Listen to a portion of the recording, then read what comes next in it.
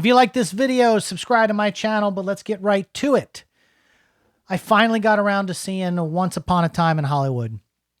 And I have to say, a lot like The Irishman, it was just too damn long. It's one of these deals where Brad Pitt just won Best Supporting Actor for the Golden Globes. I have to say, the one thing I don't like about this movie is, and it was nominated for all sorts of stuff. Leonardo DiCaprio's in it. Brad Pitt's in it. Blah, blah, blah, blah, blah, blah, blah, blah, blah, blah. I don't like re-envisionist history. At the end of this film, it's as if, Quentin Tarantino wakes up and goes, what if we lived in a world where the Manson people, the Manson followers that were ordered to kill Sharon Tate and all the people that were in that house that night went to the house next door and they actually got killed by the people that lived there. Spoilers. It's like Inglourious Bastards with the end thing where they kill all the Nazis in the theater and all. It's this re-envisionist history. I don't get it. I don't understand where it comes from. This need to make a fictitious thing about an event that happened. I mean, I get like certain movies like Titanic, they kind of tied in this fake love story around a tragic event. So I get it that they do that all the time, but it's kind of like, I haven't watched that Nazi show called, The High Castle, because it's all what if the Nazis won World War II? I don't really give a shit how it would have turned out if the Nazis would have won World War II. And I know that the guys from Game of Thrones were trying to peddle this thing for HBO, whereas, what if like the South didn't lose the Civil War and slavery still exists in the South? And I don't want to see that shit. Like, why would anybody want to see people as slaves again in modern times and how they deal with it?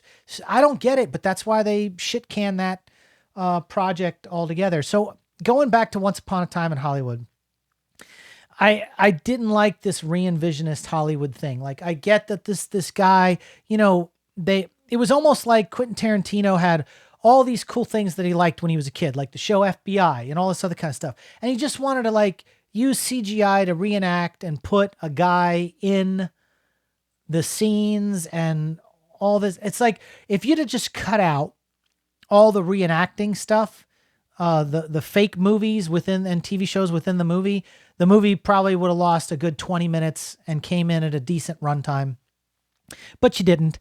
And look, Brad Pitt, as much as I like Brad Pitt, he just won the Golden Globe for this. And I swear it just feels like he dialed in the performance. I mean, he's just being Brad Pitt, it seems, not Cliff, the stunt guy. He just felt like Brad Pitt. Like, he was having fun doing the part. He's working on a Quentin Tarantino movie, but he's just really standing there smoking cigarettes the entire movie. Now, Brad Pitt smokes in real life. So does Leonardo DiCaprio. They're both smokers. And it just felt like this was an excuse to make a movie to chain smoke. I don't know.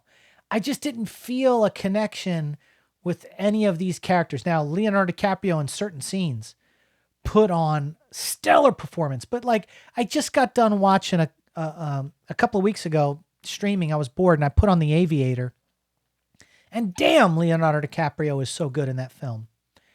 And damn, he's good in The Departed. And look, he's good at everything he does. This movie felt like half was dialed in, half had energy behind it.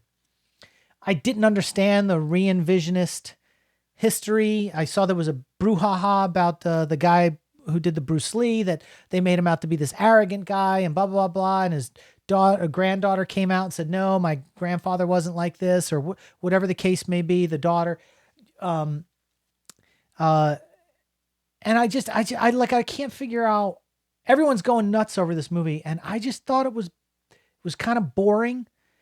And I just didn't like the idea that like, they did this weird twist at the end as if Sharon Tate was never murdered. And all, it didn't make sense to me. I get it.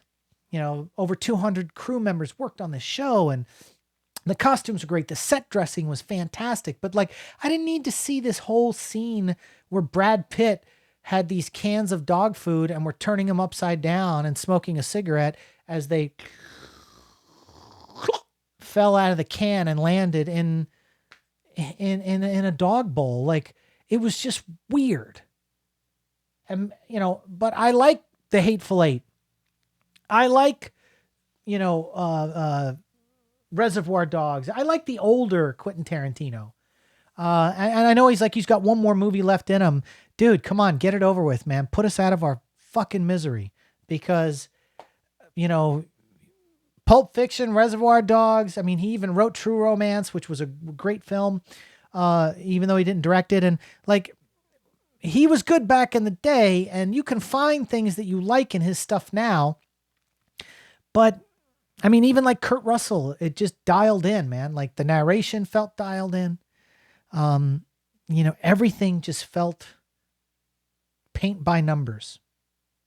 Once Upon a Time in Hollywood, me and my wife both felt the same way, sitting on the couch watching this thing. So I don't know. I don't know what everyone else is seeing and we're not seeing, but that's how I feel. Talk to me in the comment section below. If you feel I'm just completely off mark, maybe I need to watch it again, although I don't know if I want to sit through another 3-hour movie. Jesus, all these 3-hour movies are killing me lately. Let's talk about it in the comment section, and we'll see you on the next one.